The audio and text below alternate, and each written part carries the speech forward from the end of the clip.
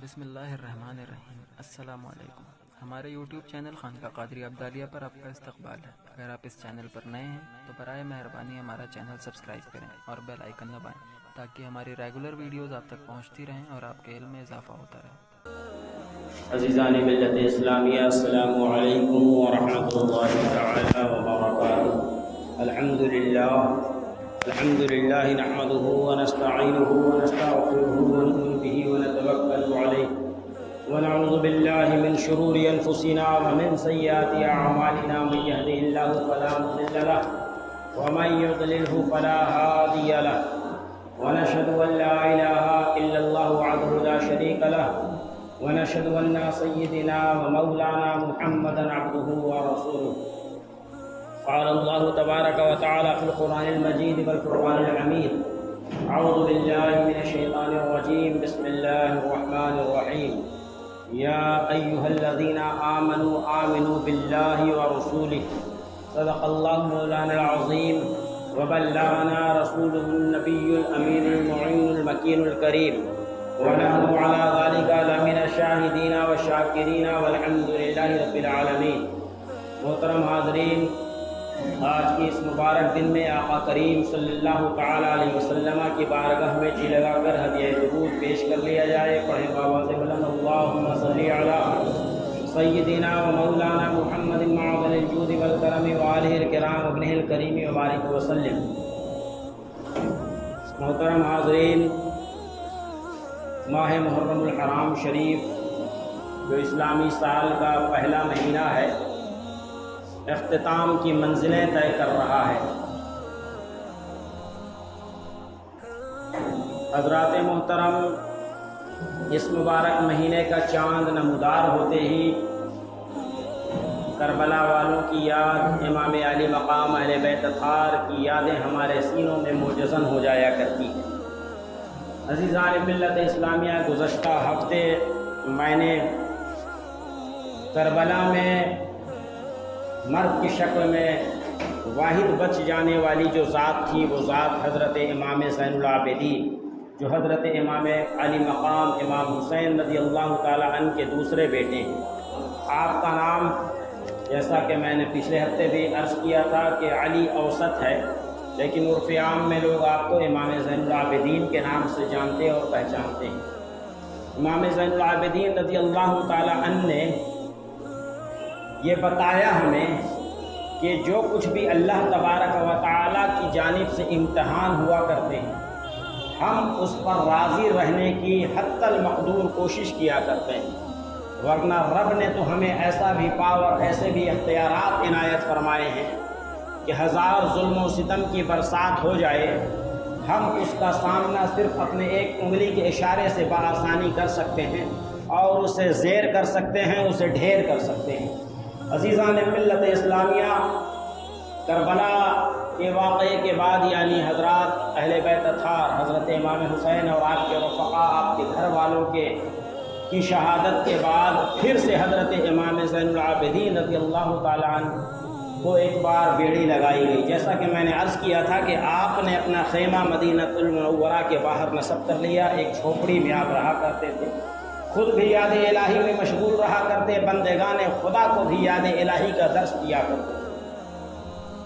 عبد المالک بن مروان، اسے یہ بات ہضم نہیں ہوئی کہ وقت کا حاکم میں ہوں، گورنر میں ہوں اور میں ہی یہاں کا خلیفہ ہوں، لیکن عوام کا حال یہ ہے کہ وہ جوق در جوق ازدحام کی شکل میں آپ کی بارگاہ میں حاضری دیا کرتے ہیں۔ ایک تانتا لگا رہتا ہے صبح سے لے کر شام تک حضرت امام زین العابدین کی بارگاہ میں۔ اسے خوف لاحق ہوا کہ ایسا نہ ہو کہ حضرت امام زین العابدین ان لوگوں کو لے کر پھر ایک بار مخالفت پر آمادہ ہو جائیں اور ہمیں اپنی خلافت سے ہاتھ دھونا پڑے۔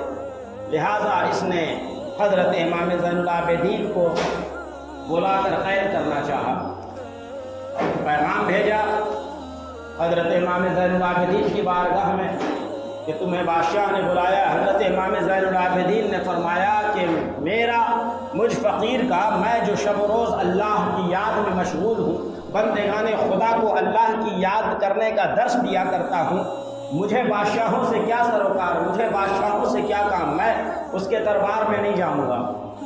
اور پھر ایک فقیر کو، ایک اللہ والے کو یہ زیب بھی نہیں دیتا کہ وہ کسی بادشاہ کے دربار میں جائے۔ بادشاہ اگر فقیر کے، اللہ والوں کے دربار میں آتا ہے تو بادشاہ کی شان بڑھتی ہے، لیکن اگر کوئی درویش، کوئی اللہ والا اگر بادشاہ کے دربار میں چلا جائے تو اس کی شان، اس کا مقام گھٹ جایا کرتا ہے۔ میرے عزیزوں، اس فکر کے تحت حضرت امام زین العابدین رضی اللہ تعالیٰ عنہ نے انکار کر دیا۔ اسے غصہ آیا، جلال آیا کہ میرے بلانے کے باوجود یہ نہیں آ رہے ہیں۔ دیکھیے قربان جائیے، وقت کا حاکم ہے وہ کچھ بھی کر سکتا ہے۔ اس سے پہلے بھی آپ نے اپنے نگاہوں کے سامنے دیکھا یزید کی بربریت اور اس کے ظلم و ستم کا سامنا کیا ہے آپ نے، اس کے باوجود آپ کے دل میں صرف اور صرف خوف خدا ہے، دنیا اور دنیا دار کا خوف آپ کے دلوں میں نہیں ہے۔ آپ جیتے ہیں، جو اللہ والے ہوتے ہیں وہ اللہ کے لیے جیا کرتے ہیں اور اللہ کی راہ میں ہی شہید ہو جایا کرتے ہیں۔ انہیں دنیا کے اقتدار والوں سے، پاور والوں سے، طاقت والوں سے، قوت والوں سے کوئی خوف نہیں ہوتا۔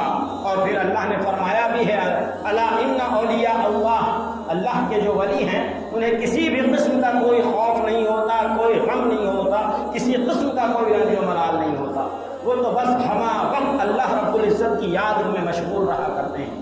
عزیزان ملت اسلامیہ، اس نے اپنے فوج کے لوگوں کو بھیج کر آپ کو پھر سے ایک بار ویسے ہی بیڑی لگائی گئی، ہاتھ زنجیروں سے جکڑ دیا گیا ہے، پاؤں میں بیڑیاں لگا دی گئی ہیں اور دربار میں بلایا گیا۔ حضرت امام زین العابدین رضی اللہ تعالیٰ عنہ دربار میں پہنچتے ہیں اور اس کے بعد سوال و جواب ہوتا ہے۔ آپ کو قید خانے میں ڈال دیا گیا۔ حضرت زہری اس وقت کے ایک راوی ہیں، انہوں نے عرض کیا، رونے لگے، بے ساختہ رونے لگے یہ کیفیت دیکھ کر۔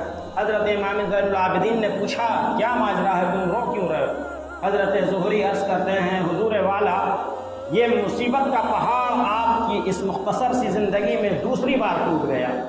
یزید کے دور حکومت میں بھی ٹھیک اسی طریقے سے آپ کو زنجیروں میں، بیڑیوں میں جکڑ کر لایا گیا تھا، اور پھر ایک بار یہی ظلم و ستم کی داستان دہرائی جا رہی ہے۔ حضرت امام زین العابدین کے اس جملے کو غور سے سنیے۔ آپ فرماتے ہیں کہ ہم تو تقدیر الہی پر راضی رہنے والے لوگ ہیں، اگر مجھے تقدیر الہی پر راضی رہنے کا شوق نہ ہو، مجھے رضا الہی کا خوف نہ ہو، تو پھر یہ بیڑیاں کس کام کی ہیں؟ آپ نے اللہ اکبر کہتے ہوئے اسے جھٹکا، وہ ساری کے ساری بیڑیاں ٹوٹ گئیں، زنجیریں ٹوٹ گئیں۔ میرے عزیزوں، جب حسین پاک کے بیٹے کے پاور کا یہ عالم ہے کہ آپ کے ایک بار جھٹکا دینے سے لوہے کی اتنی موٹی زنجیر ٹوٹ سکتی ہے، تو پھر حضرت امام زین العابدین کربلا کے تپتے ہوئے ریگزار پر اگر ایک ہاتھ مار دیتے، ایک بار اپنے پیر کا جھٹکا دے دیتے، تو وہ پھر اسی طریقے سے، جس طریقے سے حضرت اسماعیل کے ایڑیاں رگڑنے سے پانی کا چشمہ جاری ہو گیا، بالیقین امام زین العابدین نے اگر، امام حسین نے اگر چاہ لیا ہوتا تو پھر وہاں بھی چشمہ پھوٹ پڑتا۔ لیکن یہاں تو امتحانات چل رہے تھے، اور امتحانات کے اعلیٰ درجے پر فائز ہونے والی جو ذات ہے وہ امام علی مقام امام حسین رضی اللہ تعالیٰ عنہ کی ذات ہے۔ عزیزان ملت اسلامیہ، ایک طرف تو یہ پاور ہے، یہ اختیارات ہے حضرت امام زین العابدین کے پاس، اور دوسری طرف آپ کے اندر خوف الہی کا یہ معاملہ ہے کہ جب آپ وضو کرتے ہیں تو آپ کا چہرہ زرد ہو جایا کرتا ہے، آنکھیں اشکبار ہو جایا کرتی ہیں۔ گھر والے پوچھتے ہیں کہ اے امام زین العابدین، آپ جب نماز کے لیے وضو کرتے ہیں تو آخر یہ عالم کیسے ہو جاتا ہے؟ آپ رونے لگتے ہیں، آپ کے چہرے پہ لرزہ طاری ہوتا ہے، جسم میں کپکپی ہوتی ہے، آپ کا چہرہ زرد ہو جایا کرتا ہے۔ آپ نے فرمایا کہ کیا تمہیں معلوم نہیں کہ میں کس کی بارگاہ میں کھڑا ہونے جانے والا ہوں؟ میرے عزیزوں، یہ خوف الہی کا معاملہ تھا۔ حضرت حسن بصری رضی اللہ تعالیٰ عنہ سے ایک روایت ملتی ہے کہ مکہ المکرمہ کے اطراف میں ہی ہمارا گھر تھا، میں آرام کر رہا تھا، رات کو تاریکی میں رونے کی آواز آئی اور اللہ سے معافی اور توبہ کی آواز آئی، مولا مجھے معاف کر دے، مولا مجھے معاف کر دے، میں تیرا گنہگار بندہ ہوں، سیاہکار بندہ ہوں۔ اس میں اس قدر درد تھا، اس قدر تڑپ تھی، اس قدر بے چینی تھی کہ مجھ سے میرے بستر پہ رہا نہ گیا۔ میں اٹھ کر صحن کعبہ میں آیا کہ آخر کون ایسا گنہگار آیا ہے جس نے اتنی آہو زاری مچا رکھی ہے، میں بھی چلوں اس کے حق میں دعا کروں، اللہ اس کی خطاؤں کو معاف کر دے۔ آپ دیکھتے ہیں کہ جو میں قریب جاتا ہوں اتنی زیادہ درد انگیز آواز میں دعائیں مانگنے کی آواز ہمیں سنائی دیتی ہے۔ جب میں قریب گیا تو وہ بندہ خوف الہی سے اللہ رب العزت کی بارگاہ میں دعا کرتے کرتے وہ غش کھا کے زمین پہ گر جاتا ہے، بے ہوش ہو جاتا ہے۔ میں قریب گیا، مجھے کچھ نظر نہیں آ رہا تھا، البتہ ایک عجیب سی خوشبو محسوس ہو رہی تھی جو نبی کے گھرانے والوں کی ایک خوشبو محسوس ہوا کرتی ہے۔ میں نے چہرے مبارکہ سے زلفیں ہٹائی، جب زلفیں ہٹایا تو دیکھا کہ یہ تو امام زین العابدین ہیں۔ میں اللہ کی بارگاہ میں گر گیا، سجدہ ریز ہو گیا کہ مولا یہ تو وہ لوگ ہیں، یہ تو وہ لوگ ہیں کہ جو اپنا پورا کا پورا دن، پوری کی پوری رات تیری بارگاہ میں سربہ سجود رہا کرتے ہیں، اور جب ان کے پاس کہیں سے کوئی مال و متاع آتا ہے تو یہ اپنے پاس نہیں رکھتے، تیری راہ میں قربان کر دیا کرتے ہیں، غربا مساکین میں تقسیم کر دیا کرتے ہیں، اور اس کے بعد ان کے خوف کا عالم یہ ہے مولا تو ایسی ہی ہدایت ہم تمام لوگوں کو عنایت فرما دے۔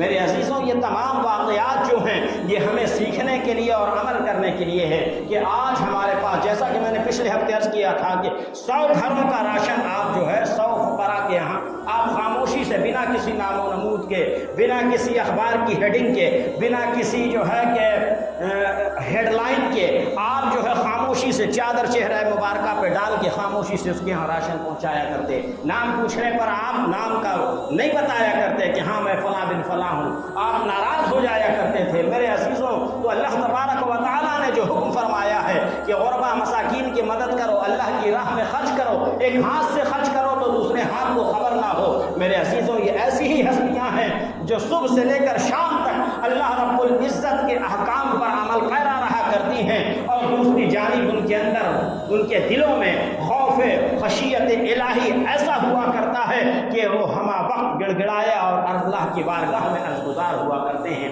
میرے عزیزوں، ہمیں بھی چاہیے کہ یہ دنیا جو ہے یہ فانی ہے، یہ زندگی جو ملی ہے چند روزہ ہے، اسے اللہ کی یاد کے ساتھ، اللہ کی یاد میں شب و روز گزار دینا چاہیے، اور اپنی ذات سے اگر کسی کا بھلا ہو سکے تو ہمہ وقت اس کوشش میں، اس تلاش میں رہنا چاہیے کہ میرے ہاتھ سے، میرے پیر سے، میرے پیسے سے کوئی ایسا کام دین کا ہو جائے، کوئی ایسے ضرورت مند کی ضرورتیں پوری ہو جائے۔ اللہ تبارک و تعالی ہم تمام لوگوں کو ان مقدس نفوس قدسیہ کے فیضان و کرم سے مالا مال فرمائے، دنیا میں جب تک رکھے ایمان میں رکھے، ایمانی پہ خاتمہ بالخیر عطا فرمائے۔